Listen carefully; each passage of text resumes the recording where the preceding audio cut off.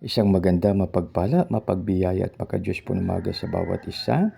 Ngayon ay October 11 na 2023, araw po ng Merkulis.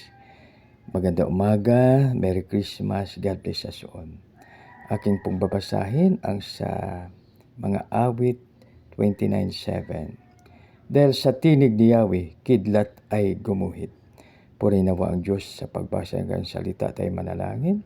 Panginoon, maraming salamat sa iyong kagandang loob sa bawat isa sa amin, Panginoon.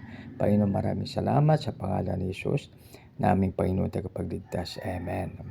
Dito sa 6, parang guyang pinapalundag niya ang mabundok ng Lebanon.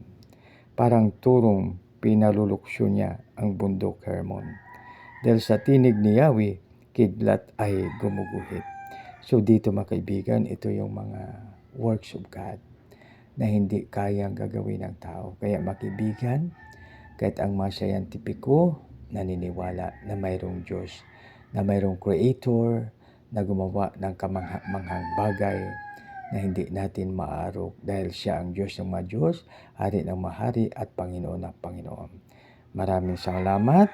Sa muli isang maganda, mapagpala, mapagbiyaya at makadiyos po na maga sa bawat isa. Merry Christmas. God bless us all.